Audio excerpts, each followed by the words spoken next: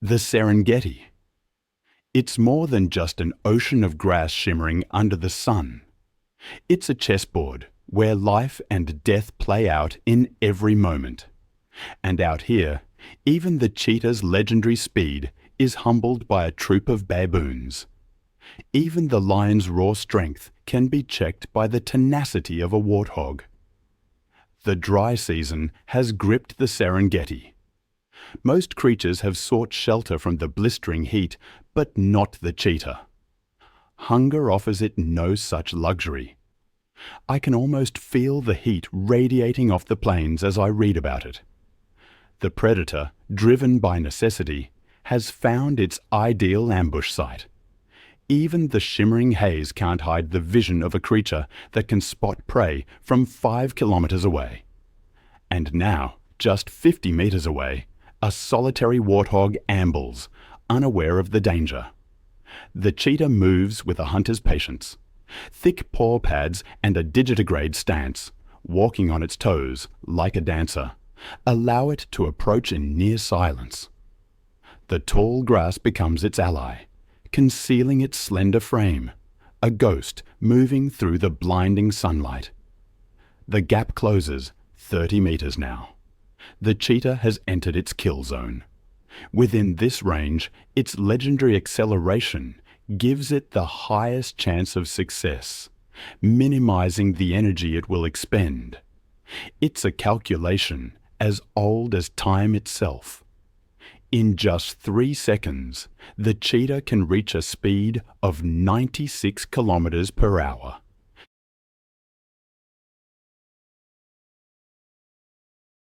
Its stride extends to 7 meters, thanks to a spine that coils and uncoils like a spring, allowing its hind legs to reach far forward.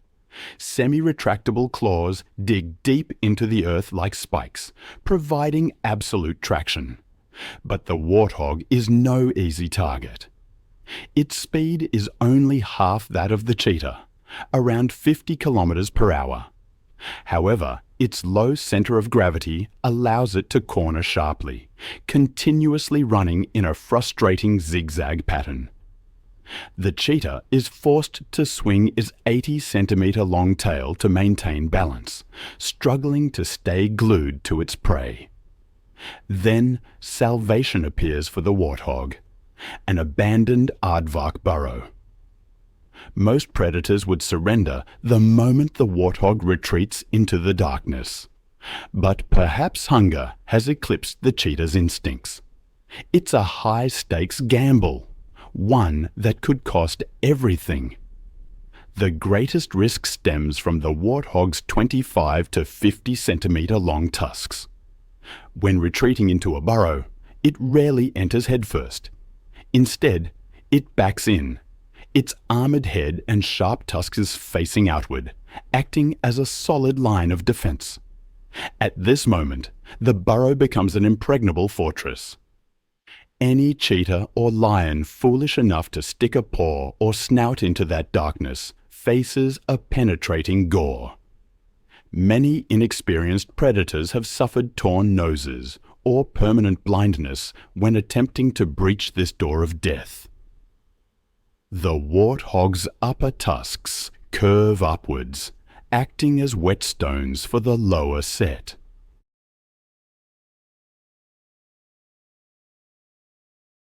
Every time the mouth closes, the tusks grind against each other, creating a continuous self-sharpening mechanism. The result is a set of daggers so sharp they can slice through flesh with a mere shake of the head. And, in the worst-case scenario, when no burrow for shelter, the warthog chooses the most violent solution: counterattack. A mature male warthog can weigh up to 100 kilograms. When charging at nearly 50 kilometers per hour, that body generates terrifying kinetic energy. It's like a cannonball ramming straight into the enemy. For a slender cheetah, a bone-shattering impact is synonymous with a death sentence. But the warthog always prefers to avoid conflict. They move silently through elephant grass that stands taller than their heads. The leader paves the way, its slender tail held upright at a 90-degree angle. The tuft of hair at the tip acts as a visual beacon for the others to follow. In this dense sea of grass, this signal helps the family maintain formation and prevents any member from getting separated. This discipline is a matter of survival. Because in the Serengeti, danger comes not only from the lightning-fast sprints of the cheetah. Spanning over 30,000 square kilometers, this ecosystem shoulders the largest animal biomass on the planet. 4,000 lions and approximately 1,000 leopards continuously patrol to maintain order. Every single day. Within that intricate food web, warthogs are biological plows.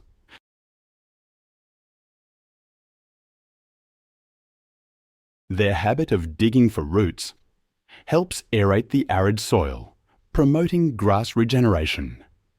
Conversely, the cheetah keeps prey populations in check, culling weak and diseased genes from the herd. They are two silent warriors, each contributing to the ecosystem in their own unique way. For the warthog, Seronera is paradise, the central heart of the Serengeti. Here, vegetation remains eternally green, nourished by underground rivers flowing year-round. But this paradise comes at a steep price. Seronera is also the capital of apex predators. It's the domain of the most powerful lion prides in Africa. The lion's hunt for a warthog is a test of endurance. In theory, the lion is faster than the warthog. The king of the Savannah can execute bursts of speed, reaching 80 kilometers per hour. But their hearts are too small relative to their body size, and their dense muscle mass generates immense heat. As a result, they can only sprint for about 200 meters. The warthog is not naturally a long-distance athlete of the Serengeti. However, its compact body and efficient respiratory system allow it to maintain high speeds over longer distances than the lion. The endurance of the weak has defeated the explosive power of the strong. Escaping the life or death chases, now is the time for the warthog to enjoy relaxation at the highest level.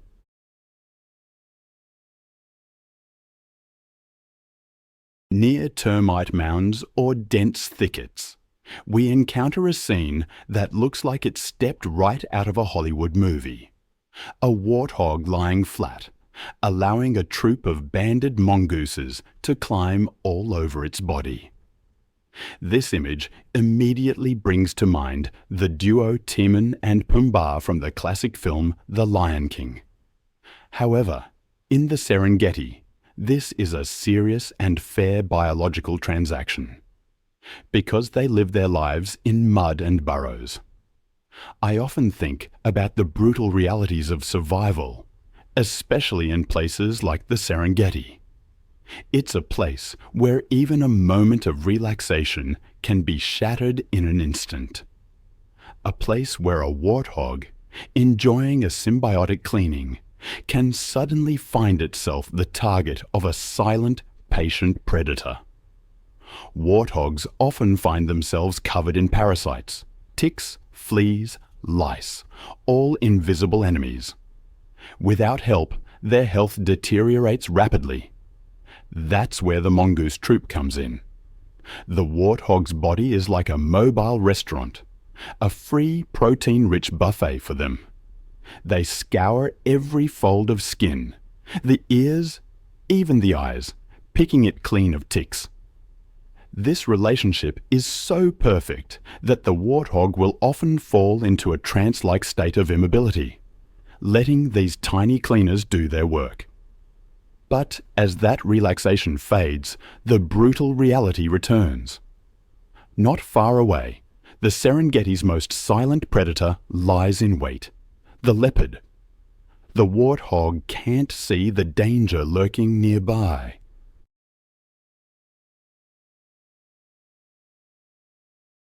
The rosette patterns on the leopard's coat break up its outline, helping it dissolve into the dance of light and shadow.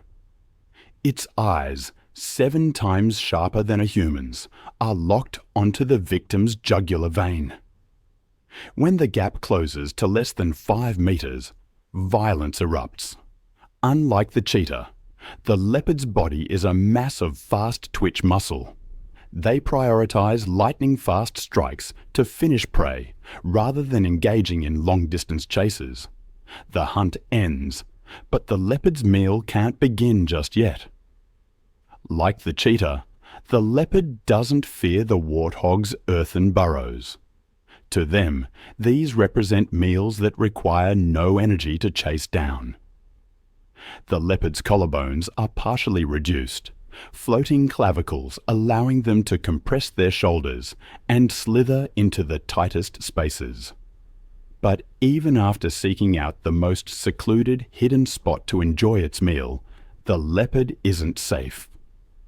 This is when nature's harshest law is enforced. The strong take what they want. The leopard is lucky to escape the claws of the king of the savannah. There's certainly regret over the unfinished meal, but the leopard is unwilling to risk its life. It knows this is a fight it cannot win. A mature male leopard weighs only about 60 to 80 kilon. Meanwhile, a male lion is a biological tank weighing over 200 kilon, nearly 3 times the weight of its opponent. The lion's bite force of 650 pounds per square inch can crush a rival's skull.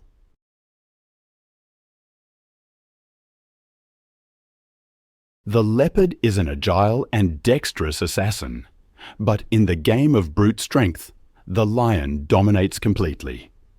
Science calls this phenomenon kleptoparasitism. About 20% of the leopard's kills will fall into the hands of lions or hyenas. The lion stealing from smaller predators is a highly efficient, energy-saving strategy. The cheetah, however, isn't overly concerned with lions at all times. On the southern plains of the Serengeti, lions only appear during the early months of the year, following the migration. The flat terrain, devoid of trees for cover, isn't ideal for the hunting style of the savannah kings. This open stage is the largest natural death race track on Earth, and the cheetah is its brightest star. It's here that female cheetahs hunt Thompson's gazelle daily. The press of hunger and naive cubs waiting for food forces the predator into a state of hyper-focus. Every failure could mark the end for this solitary hunter. Statistics in the Serengeti are grim. Only 5% of cheetah cubs survive to adulthood. Every sprint is a life or death gamble it cannot afford to lose. The cheetah must approach openly, yet cautiously. But the coverless terrain makes the predator easy to spot. The hunt explodes the moment the gazelle detects danger and bolts. A formidable quarry. Today is a lucky day. The predator and her cubs will no longer be tormented by hunger. But the cheetah can't return to her cubs just yet. Her body temperature continues to rise.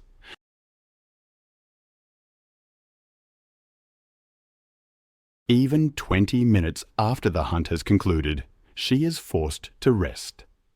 The cheetah is at its most vulnerable moment, and the baboons know this well. They brazenly approach the cheetah, their intent clearly visible in their canines, longer than 5 centimeters, hand over the kill. Under the command of aggressive alpha males, the troop lays siege with methodical precision.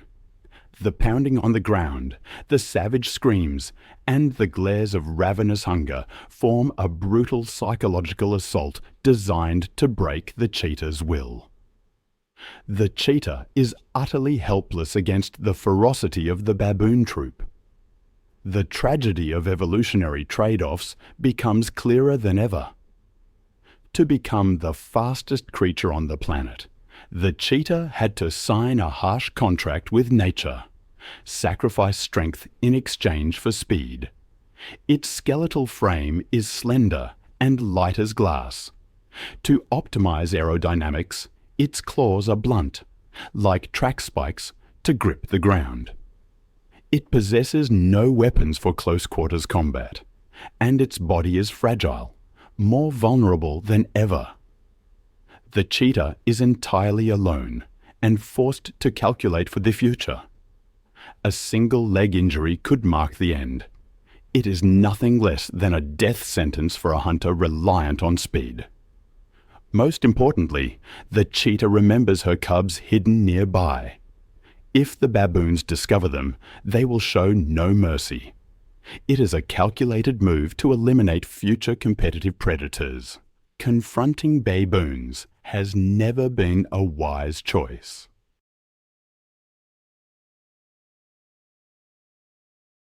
Solitude is a fatal weakness for the female cheetah, but that isn't a concern for the males. They form coalitions to hunt together and defend their kills. A cheetah coalition consists of 2 to 3 males, usually brothers from the same litter. Unity allows them to target larger and more dangerous prey. This blue wildebeest is a prime example. This is a high-risk physical gamble. An adult wildebeest weighs up to 250 kilo, 5 times the weight of a single cheetah. It's a leather-armored tank with curved horns and razor-sharp hooves, capable of crushing the skull of any attacker. The Serengeti. It's not just the kingdom of the lion, nor is it simply the racetrack of the cheetah. It's a brutal hierarchy, a place where every ecological niche is claimed by a specialized lineage of assassins. These are the apex predators, the architects of population control, and they've been keeping the gears of this ecosystem turning smoothly for millions of years.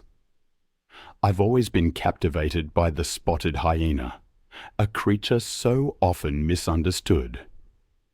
We often see them portrayed as cowardly scavengers in animated films, but in the Serengeti, they are true hunting machines, defined by their terrifying jaws.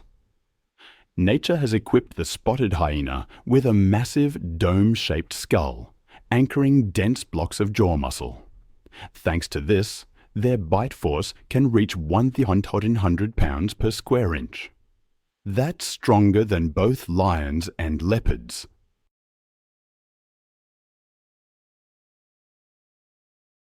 They use their conical premolars to destroy physical structures. They are the only mammal in Africa capable of crushing the long bones of buffalo or giraffe. And their digestive system. It contains high concentrations of hydrochloric acid, allowing them to break down bone, teeth, and horn. Their meals often end with absolutely nothing left behind. For years, the common misconception was that hyenas are mere thieves, but long-term studies in the Serengeti have proven the opposite. Spotted hyenas hunt 70 to 95% of the food they consume. Unlike felines that rely on short bursts of explosive energy, the spotted hyena possesses a massive heart, constituting nearly 1% of its body weight. This allows them to maintain a speed of 60 kilometers per hour for distances of 5 to 10 kilometers. Their hunt becomes a grueling game of cat and mouse until the prey collapses from exhaustion. But what truly makes the spotted hyena dominate the Serengeti is its incredibly complex social structure, an absolute matriarchy. In this kingdom, the female is king. Due to a surge of androgen hormones while still in the womb, female spotted hyenas are larger, more aggressive, and completely dominate the males. Even the lowest-ranking female holds higher authority than the highest-ranking male. Their society operates on complex political alliances, demanding social intelligence on par with primates.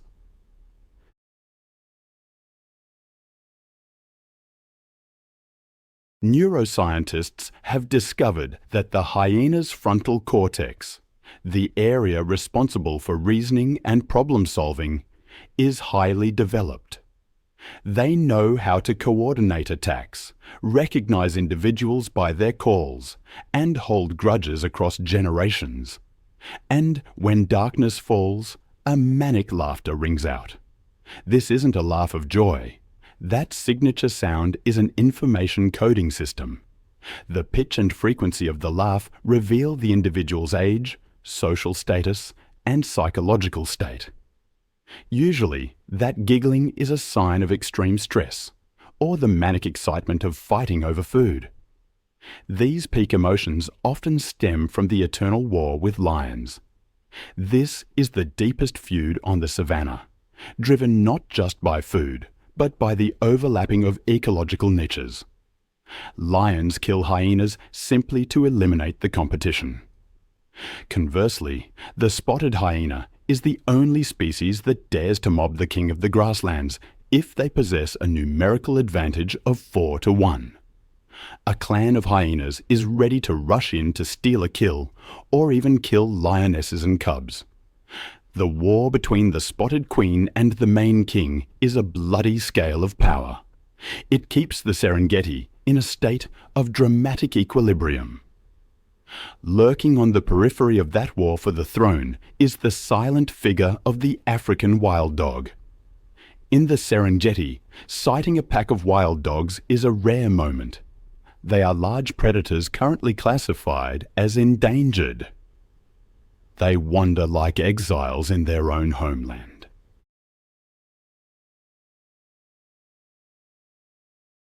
Their scientific name, Lycaon pictus, means painted wolf. Each individual wears a unique coat of chaotic black, gold, and white patches. No two wild dogs possess the exact same pattern. But do not let that colourful, abstract art appearance deceive you.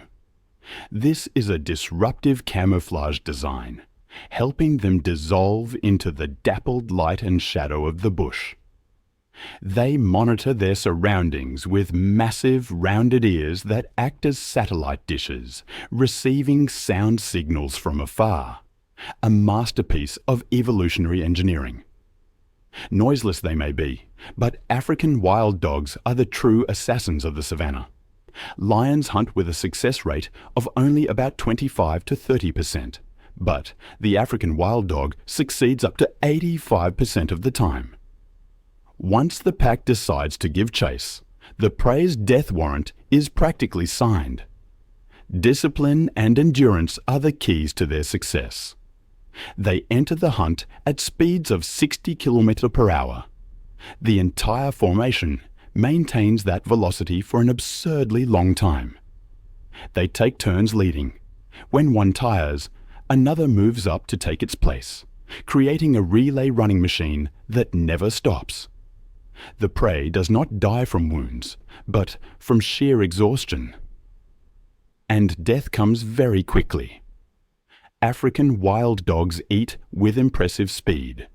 They take only a few minutes to consume their prey, ensuring they finish before lions can arrive to steal it.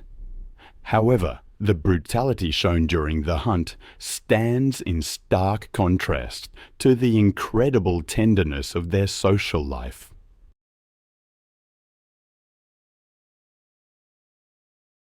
Within the pack, altruism is the supreme law.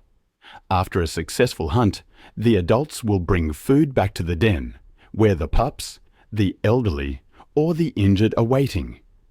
No fighting over food. Pups are always given priority to eat first. Even a dog with a broken leg, unable to hunt, will be fed and nurtured by the pack. The tragedy of the African wild dog has always struck me. These creatures, bound together by a powerful spirit, face immense press just to survive. Their nomadic lifestyle, a necessity due to their size, means they can't defend a territory against lions or hyenas. They must keep moving, their home range spanning thousands of kilometers. But the Serengeti is shrinking, squeezed by human encroachment and climate change. With nowhere left to run, these splendid ghosts are slowly fading into the mist of history, leaving an unfillable void in the wild portrait of Africa. If you look closely into the tall grass, you might spot another tiny assassin, the serval. It's a small cat, almost comically perched on legs that seem far too long for its body, like some strange faulty assembly product. But this is no accident. It's a design optimized for hunting invisible prey. The serval boasts the longest legs relative to its body size of any cat. These legs act like biological stilts, elevating it above the ground, allowing it to move lightly and peer over the dense elephant grass that would otherwise obscure its vision.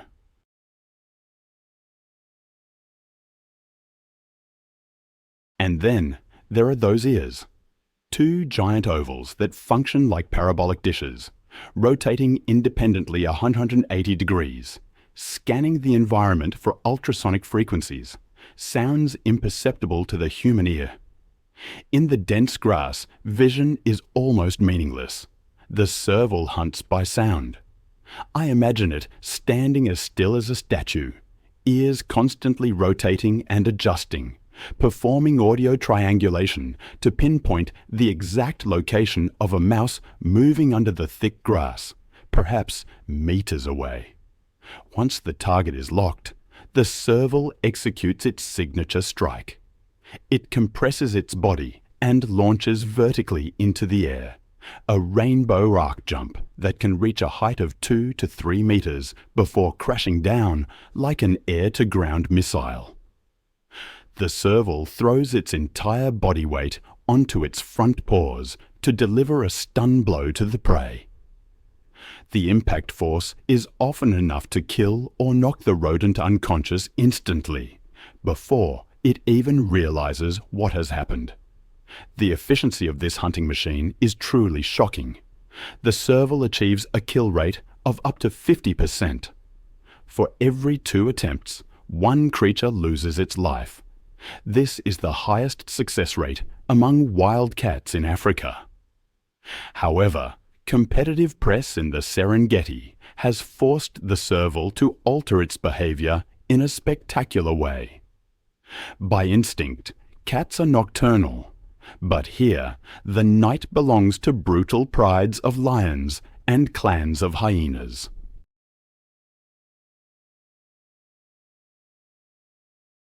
To avoid these bullies, the serval has shifted its biological clock to become a diurnal predator. They hunt while the lions sleep, exploiting a time slot to monopolize the food source. And that food source plays a vital role in the health of the savannah.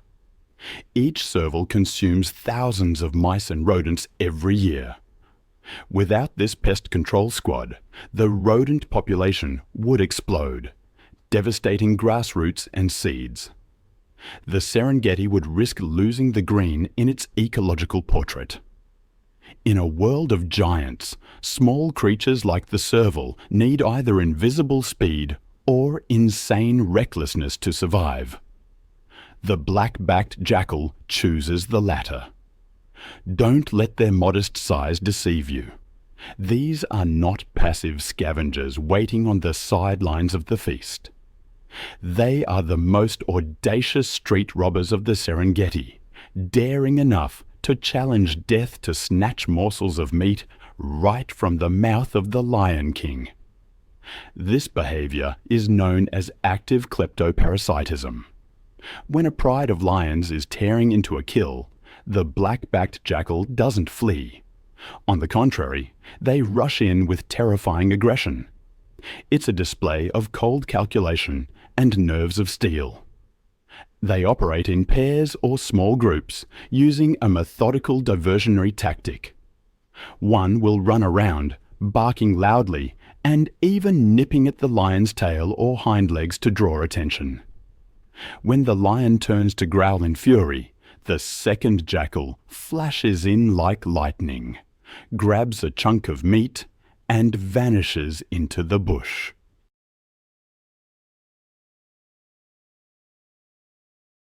It's a dance with death that the black-backed jackal has memorized every step of. The distance between a full belly and a neck-snapping slap from a lion is meed in millimeters. But the black-backed jackal rarely loses. They are too fast, too agile, and understand the psychology of their larger predators too well. However, the aggression on the battlefield hides a model family life that is rare in the animal kingdom. Black-backed jackals are faithful romantics. They practice lifelong monogamy. A couple will defend territory together, hunt together, and grow old together. But the true miracle lies in how they raise their young. The black-backed jackal applies the helpers at the den strategy. When a new litter is born, the offspring from the previous litter choose to stay. They accept the sacrifice of their own breeding opportunities for a year to help their parents raise their younger siblings. The Serengeti is a hotbed of disease. Distemper and rabies frequently sweep across the savannah like storms of death. These outbreaks have wiped out entire packs of African wild dogs and lions, but not the black-backed jackal. Their bodies possess an incredible natural resistance. They survive pandemics that kill their larger competitors. They are the ultimate survivors, tenacious creatures. The Nile crocodile. It's a creature that has existed since the time of the dinosaurs. For over 200 million years, it has hardly needed to change its biological design.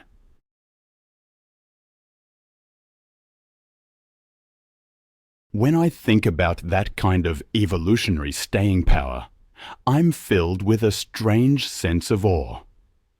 If the Serengeti is a battlefield, then the Grumeti and Mara rivers are deadly gauntlets, and hidden beneath their murky waters lies this patient predator. Clinging to this harsh land through recklessness, loyalty, and a genome of steel, the Nile crocodile is truly a survivor. When the dry season arrives and the rivers recede, the Nile crocodile withdraws, slowing its heart rate to the absolute minimum. They can hold their breath underwater for up to 2 hours in an active state, and up to 8 hours while resting. They transform into inanimate logs, awaiting the biggest event of the year, the Great Migration. When millions of wildebeest and zebras are forced to cross the river, the Nile crocodile strikes. The Nile crocodile's snap is a masterpiece of hydraulics. Their jaws generate a bite force of up to 5,000 pounds per square inch, 5 times stronger than a hyena, and 8 times stronger than a lion. This bite force is equivalent to dropping a small truck onto the prey's body. Once those conical teeth lock tight, nothing can escape. Because crocodile teeth lack cutting or chewing functions, they must tear flesh using pure physics. This is where the death roll appears. The crocodile clamps down on the prey and rolls its body along the longitudinal axis at dizzying speeds. The terrifying roll allows them to easily dismember the prey.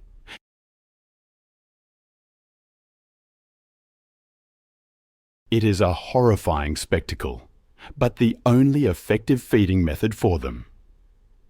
After swallowing massive chunks of meat, the Nile crocodile activates another secret weapon, the superacid digestive system. Their stomachs secrete acid with a record low pH, strong enough to dissolve not just meat, but bone, horn, hooves, and even steel. This mechanism allows them to absorb 100% of nutrients from the prey, helping them survive for months without food. However, the life of this cold-blooded creature depends entirely on the sun. On scorching Serengeti afternoons, you will see these monsters lying on the riverbank with mouths gaping wide. This behavior is called gaping, and this menacing-looking action is actually how they cool down. The Nile crocodile has no sweat glands, so by opening their mouths, they allow heat to escape through the moist mucous membranes, like a heat exhaust vent. Thanks to this, their brains are not cooked under the 40 degrees Celsius heat. But the biggest surprise about this cold-blooded assassin lies in the mother's heart. The Nile crocodile is one of the rare reptiles to exhibit profound maternal love. After laying eggs in sandpits along the river, the mother will fast and guard the nest for 3 full months. She resolutely protects her unborn brood against egg thieves like monitor lizards or baboons. When the eggs hatch, the mother's jaws, with their terrifying bite force, become surprisingly gentle.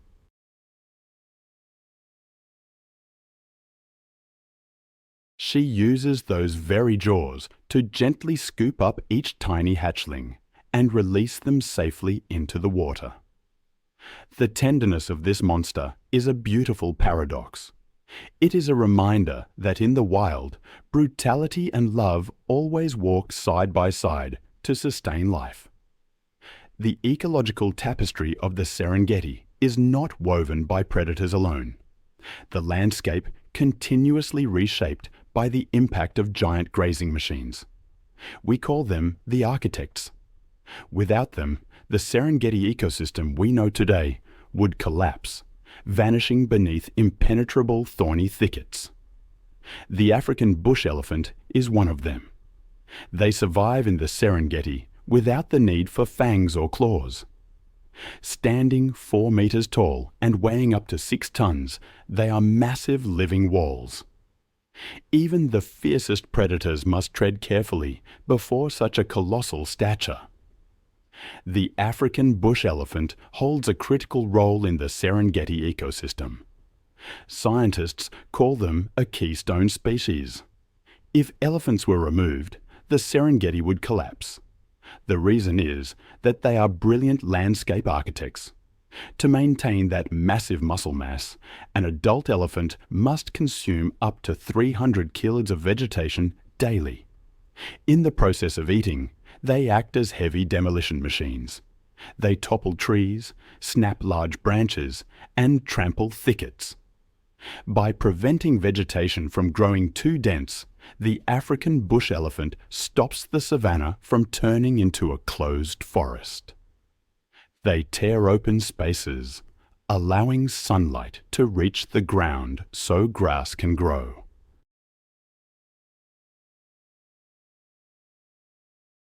This is a precious food source for millions of antelopes and zebras. Without elephants, there would be no vast open plains for the cheetah to sprint. In the dry season, when rivers turn to dust, African bush elephants become hydraulic engineers. Using their tusks and dexterous trunks, they dig deep holes in dry riverbeds to seek out underground aquifers. These elephant wells are the only lifeline for the entire animal community. After the elephants finish drinking, lions, hyenas, and even small birds finally get a chance to access this precious water source. Anatomically, the African bush elephant possesses 2 unique evolutionary tools: the tusks and the flexible trunk. Tusks are actually elongated in sizes that grow continuously throughout life. They are crowbars for digging roots, weapons for combat, and tools for stripping baobab bark. Meanwhile, the trunk is a marvel of biological engineering. With not a single bone, the trunk is composed of over 40,000 separate muscle fascicles. It is strong enough to lift a 300-kilogram tree trunk, yet The tip is delicate enough to pick up a tiny grass seed. However, physical strength is only half the story. The African bush elephant rules the Serengeti through wisdom and connection. Elephant society is a strict matriarchy.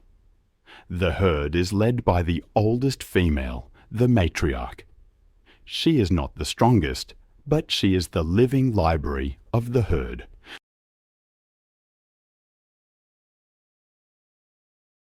The African bush elephant's brain has a massively developed temporal lobe, where spatial memories are stored. The matriarch remembers the exact I find myself constantly drawn to the matriarch elephant, the wise elder navigating the African bush. I've read that, during droughts, her memory becomes the survival map for her entire clan, a living archive of waterholes and safe routes gathered over 6 decades. What an incredible responsibility to hold the knowledge that sustains life. And they communicate in ways we can barely grasp. African bush elephants use infrasound, sounds with frequencies below 20 Hz. These waves can travel for kilometers, even through forests and hills. But it's not just their voices that carry messages. They also hear with their feet. Fatty pads in their feet contain sensitive receptors that detect seismic vibrations. A herd can feel the footsteps of another, or sense danger from 10 kilometers away. It's like an underground internet, a network of whispers beneath the soil. Beyond their practical intelligence, they possess an emotional depth that rivals our own. Passing the bones of a deceased relative, the herd will stop. They gently touch the skull and tusks with their trunks, silent and solemn. In the harsh Serengeti, the elephant embodies memory, wisdom, and the very soul of that ancient continent. Then there's the retina pool in Seronera. From afar, it looks like a pile of grey boulders resting in the muddy river.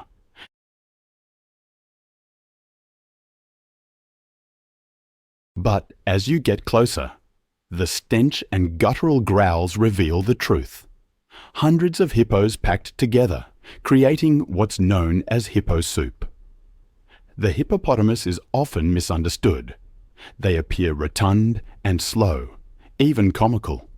But they are, in reality, the most aggressive amphibious tanks on the continent. It might surprise some to learn that hippos can't actually swim.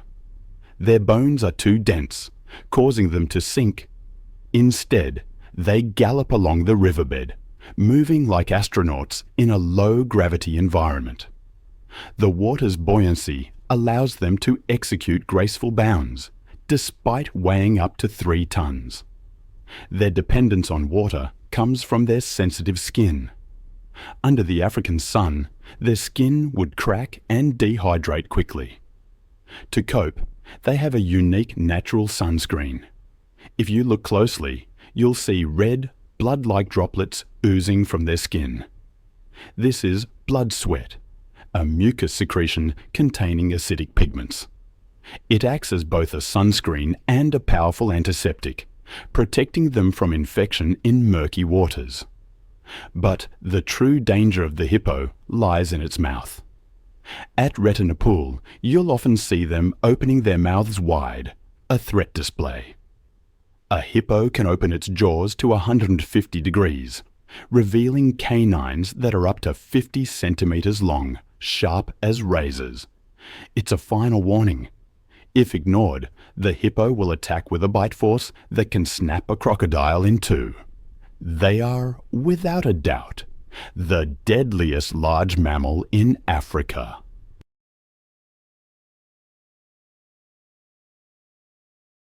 It's as if there are 2 hippos, the hippo of the day and the hippo of the night. By day, they are social, gathering in the water to cool off. But when the sun sets, they become solitary creatures. In the dark, they follow familiar paths, known as hippo highways, to graze. A single hippo can walk 10 kilometers and consume 40 kilograms of grass every night. Their role is vital. They graze on land and defecate in the water, nourishing the aquatic ecosystem. Their relationship with the Nile crocodile is a tense one. You'll often see crocodiles sunbathing on the backs of hippos. It's a respect rooted in fear. The crocodile knows its limits. An adult crocodile may rule the river, but against a furious male hippo, it is merely a twig. In these waters, size and madness are the law, and the hippo is the supreme judge. If the Serengeti is a living organism, then the wildebeest are its lifeblood. With a population of up to 1.5 million, they constitute the largest animal biomass on the savannah. From above, their migrating army looks like a river of black ink surging through a sea of golden grass. Their first role is as biological lawnmowers. Wildebeest have broad muzzles designed to graze on the short, nutritious grass close to the ground. Every day, this army consumes over 4,000 tons of grass. This stimulates the grass to grow back stronger. They also deposit about 500 tons of dung daily, fertilizing the arid soil.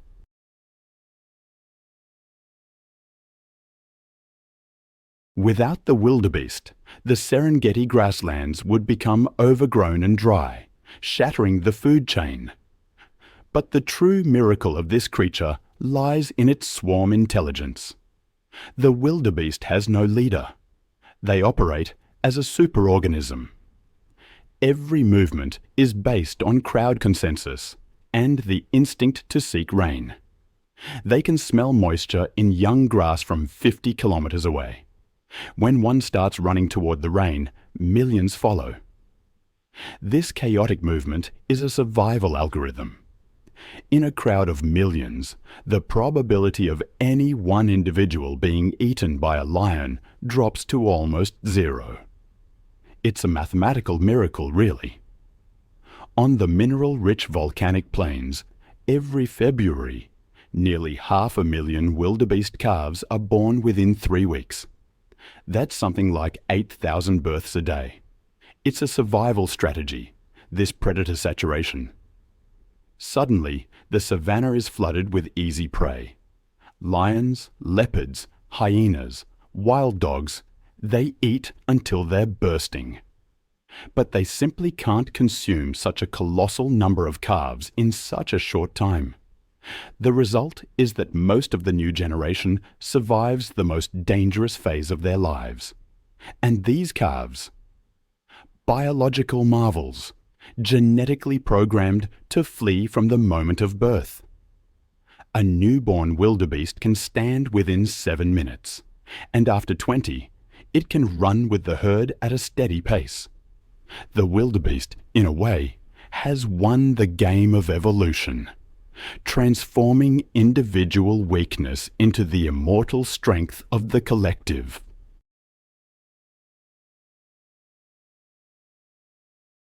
They are, I think, the life source, the driving force, the eternal soul of the Serengeti. Now, if the wildebeest are the diligent workers, then the plain zebra are the courageous pioneers. They're always in the vanguard, charging into the tallest and densest grassy areas. This pathfinder role comes from their unique digestive system.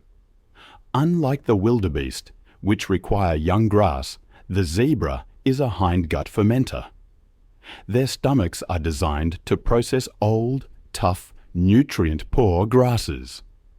They eat the rough, straw-like tops, clearing the surface layer to reveal the tender green shoots beneath. Of course, their most striking feature remains one of evolution's greatest mysteries, the black and white striped coat. These stripes create a motion dazzle effect. When thousands of zebras move together, the black and white stripes blend, creating a chaotic optical illusion. For a lion, a predator that relies on locking onto a single individual, This scene is like looking at a static-filled television screen. They can't distinguish head from tail, or where one animal ends and the next begins. And the latest research, even as recent as 2024, reinforces the hypothesis that zebra stripes are also a shield against tsetse flies and blood-sucking horseflies. The light-reflecting structure of the stripes disrupts the insect's navigation systems, making it difficult for them to land. In an ecosystem rife with pathogens, this is perhaps the most advanced biological hazmat suit.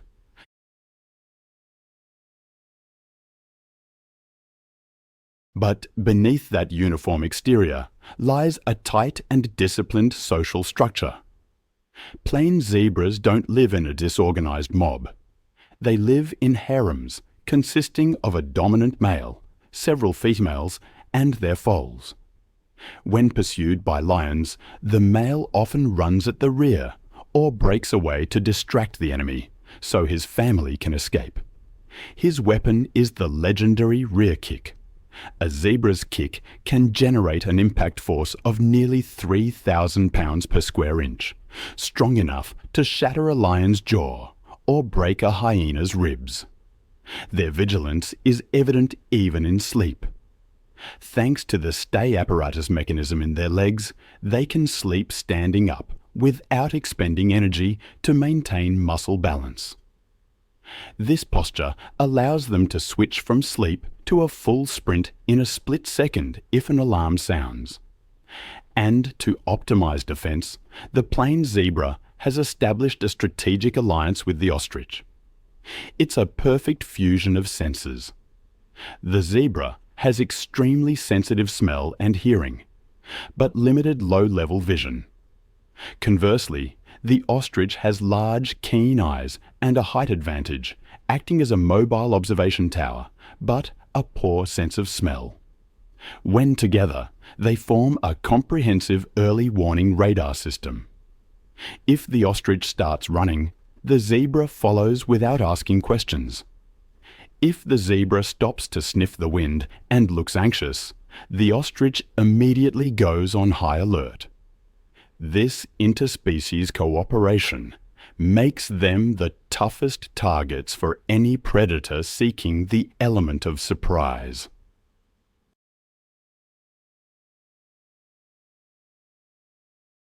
In the Moru-Kopjes area, where ancient granite boulders rise like fortresses amidst a sea of grass, hides a living relic from the prehistoric era, a creature designed to endure, to fight, and to destroy.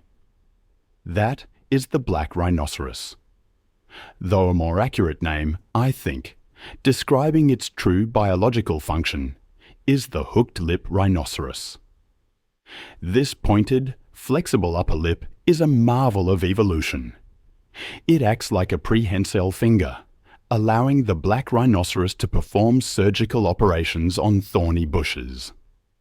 Their favorite food is the whistling thorn, a plant armed with 7-centimeter long thorns, hard as steel and sharp as hypodermic needles. Any other animal touching them would suffer a shredded mouth, but not the black rhinoceros. With lip skin as thick as rubber and precise muscle control, they deftly weave through the thorns. The goal is the nutritious young leaves. Sometimes they simply crush the thorns with their powerful grinding jaws. However, the most famous characteristic of the black rhinoceros is its legendary short temper. This is the most solitary, suspicious, and easily provoked animal in the Serengeti. A mature black rhinoceros weighs about 1.4 tons, a block of armored muscle. When it feels threatened, it doesn't run away. It seeks to eliminate the threat. From a standstill, this 1.4-ton tank can accelerate to 55 kilometers per hour. The kinetic energy it generates in a charge is equivalent to a small truck hitting a wall at high speed.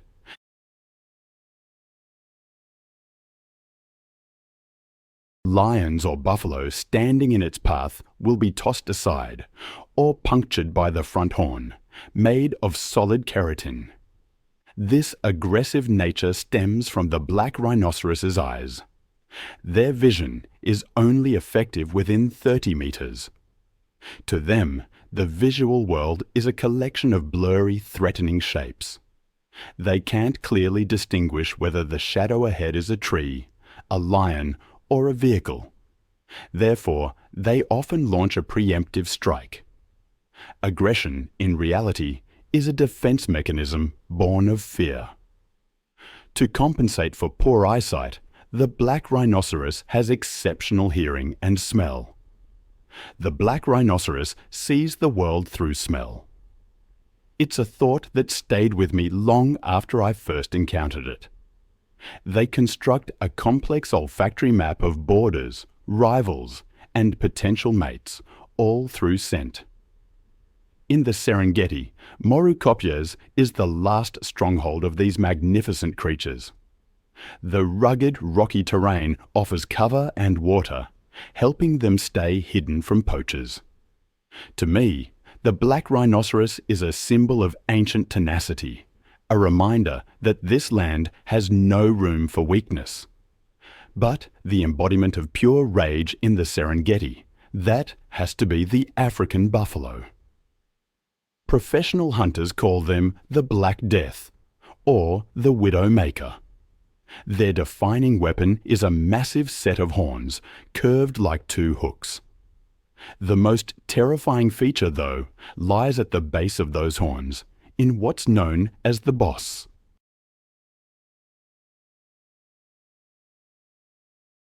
In mature males, the horn bases grow and fuse right on top of the head, forming a solid bone shield up to 30 centimeters thick. This natural helmet is so hard, it can deflect a close-range rifle bullet, or a full-force slap from a lion without a scratch.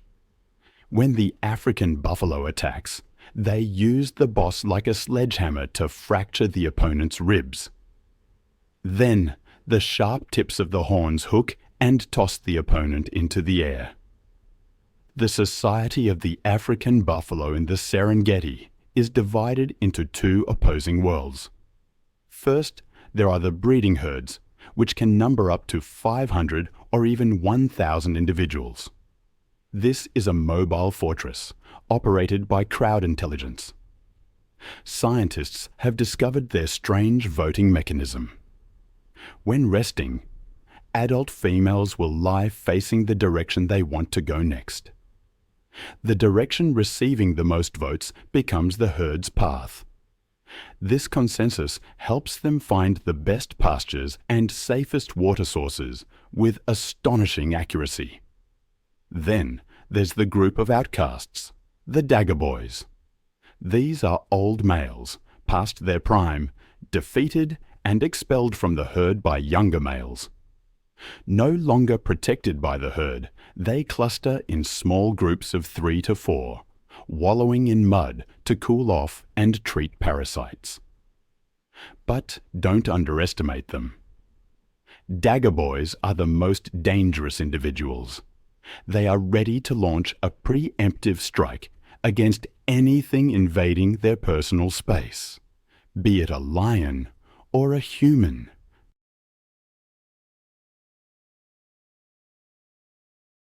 The African buffalo's ferocity is clearest in their mobbing tactic. They are the only herbivores in Africa that actively hunt down predators. When they hear the distress call of a calf caught by a lion, the herd does not flee. They return to counterattack. Hundreds of tons of meat and horn charge forward like a tsunami.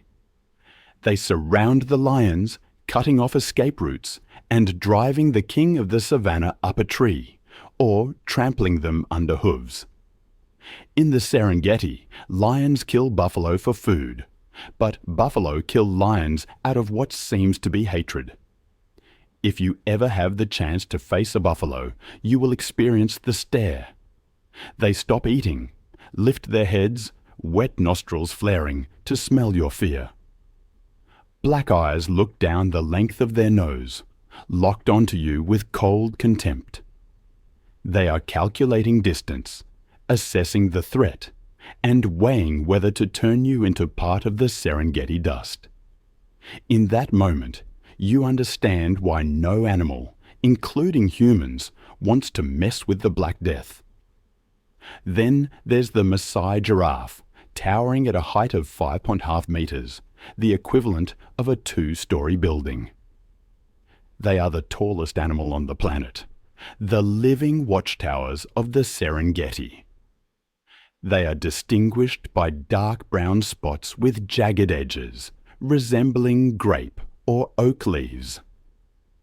This pattern is distinctly different from the neat polygonal patches of their northern brother, the reticulated giraffe.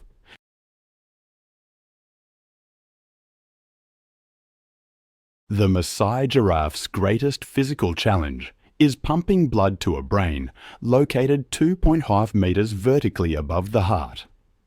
To achieve this, their heart is a supercharged engine, weighing up to 11 kilograms, with ventricular walls 8 centimeters thick. It must generate blood pressure 2.5 times higher than that of a human. However, when the Maasai giraffe lowers its head to drink, gravity-driven blood pressure rushing to the brain is strong enough to burst blood vessels. To prevent this, their neck vein system contains a complex network of one-way valves and a structure called the rete mirabile. It acts as a shock absorber, controlling the flow and preventing death by brain hemorrhage. Every time they bend down to quench their thirst, Maasai giraffes are, in a way, arboreal surgeons. Their favorite food is the leaves of the acacia tree, a species protected by long, sharp thorns. The giraffe's harvesting tool is a tongue reaching up to 50 centimeters in length. This muscular tongue is as flexible as a finger and covered in a thick, glue-like saliva that coats the sharp thorns, helping them swallow without tearing their esophagus. Notably, this tongue is purple-black or blue-black. The Maasai giraffe spends 12 hours a day sticking its tongue out to eat under the scorching equatorial sun. Therefore, this dense concentration of melanin acts as a biological sunscreen, preventing UV rays from burning the soft tissue. However, the life of a Maasai giraffe is not as peaceful as it looks.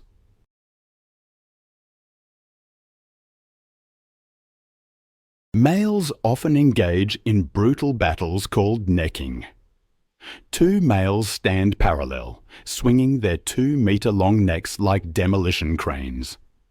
The head, armed with rock-hard ossicones, is swung like a wrecking ball to strike the opponent's ribs. The force of these blows can fracture ribs, shatter jaws, or knock the opponent unconscious on the spot. The winner gains mating rights. The loser leaves with injuries that may lead to death later. Even the birth of a Maasai giraffe begins with a traumatic shock. The mother gives birth in a standing position, which means the calf's very first moment in the... Imagine a free fall from 2 meters onto hard ground. That's how life begins for some. It looks cruel, I know, but that initial impact is necessary to tear the amniotic sac, sever the umbilical cord, and shock the lungs into taking their first breath. In the Serengeti, a newborn giraffe calf faces a similar urgency.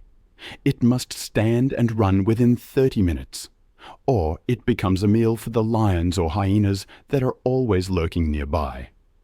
With eyes the size of golf balls and a 360-degree view, the Maasai giraffe acts as an early warning system for the entire plain. When zebras or antelopes see a giraffe running, they don't ask questions. They simply follow.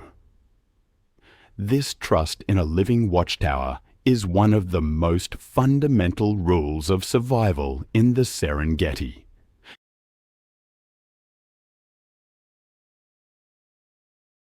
From the scattered rocky outcrops around the Mopane woodlands, a sound rings out, loud and decisive, breaking the silence of the early morning.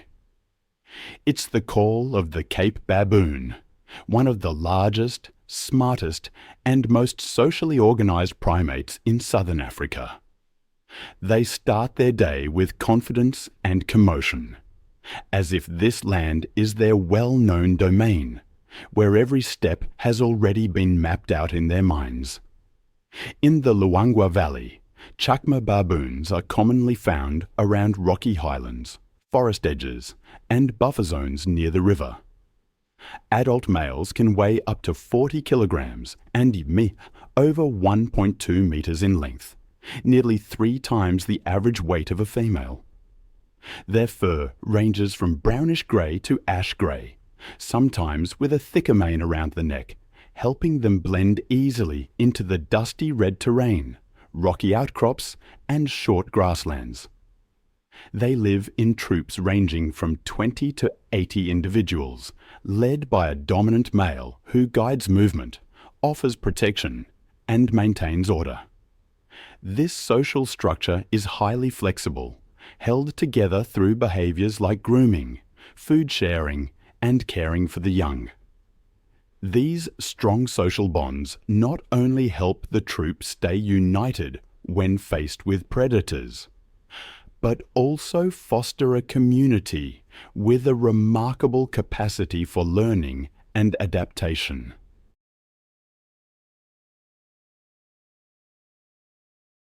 As true omnivores, chacma baboons consume nearly anything digestible in their environment, from grasses, roots, fruits, and tender leaves to seeds, insects, bird eggs, and small animals like lizards, mice, and nestlings.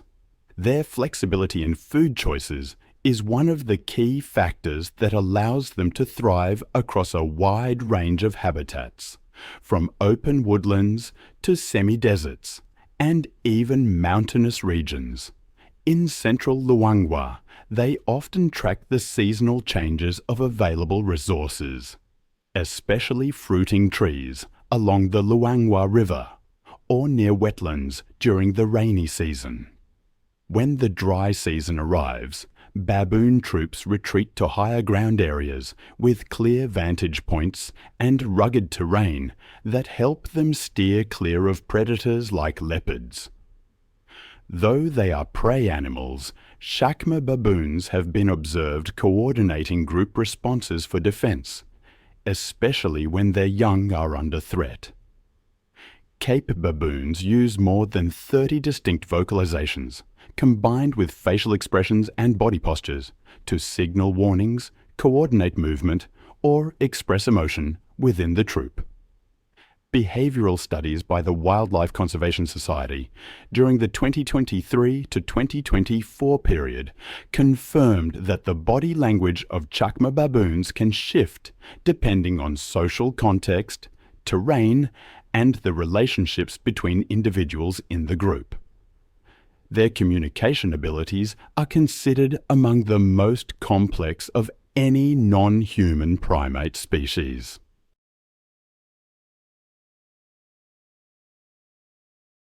This challenge becomes even more daunting in the modern era, as the Serengeti faces immense mounting press. The first and most devastating threat is climate change. The engine that drives life the rain, but that engine is beginning to falter. Meteorological data from 2020 to the present reveals that rainfall cycles are becoming chaotic and unpredictable. Droughts are lasting longer and becoming more intense. The Mara River is witnessing water levels drop to historic lows due to upstream deforestation and excessive evaporation. If the Mara River runs dry, the Great Migration will collapse. Millions of antelopes will die of thirst before reaching the green pastures, triggering the demise of the predators that depend on them. The second threat comes from human preys. Populations in the buffer zones surrounding the Serengeti have quadrupled in just a few decades. The encroachment of agriculture and livestock grazing is choking off ancient migration corridors. Human-wildlife conflict is reaching a boiling point, and in the shadows, another silent war is being waged: snare poaching. With no noisy gunfire, poachers use thousands of wire snares fashioned from motorcycle brake cables. These are invisible assassins. According to reports from the Frankfurt Zoological Society, patrol teams remove thousands of these traps every year. These snares do not discriminate, from antelope and zebra to lions, leopards, and elephants. All can become victims, suffering a slow, agonizing death.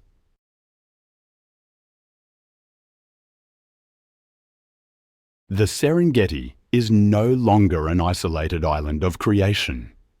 It is buckling under the weight of human development. However, the hope to save the Serengeti remains unbroken. The battle to protect the Serengeti has entered a high-tech era. Tanzania National Parks authorities are implementing unprecedented protection measures. Drones and surveillance camera systems are deployed to root out poaching camps deep within the bush. GPS tracking collars are fitted onto large animals like elephants, lions, and black rhinos. These allow scientists to monitor population movements in real time and intervene immediately if an animal enters a danger zone. The de-snaring program is delivering tangible results. Thanks to international cooperation, specialized anti-snaring teams successfully rescue hundreds of animals each year, returning them to the wild. More importantly, conservation strategy is shifting towards the community. Ecotourism is becoming the Serengeti. It's more than just a park in Africa. For me, it's a place that holds the memory of humanity itself. It's the final living testament to the Earth in its primeval state. It's also the only place where I feel I can still hear the wild heartbeat of this planet, thundering through the hooves of millions of migrating creatures. When a living lion brings economic value 100 times greater than the skin of a dead one, true conservation becomes sustainable.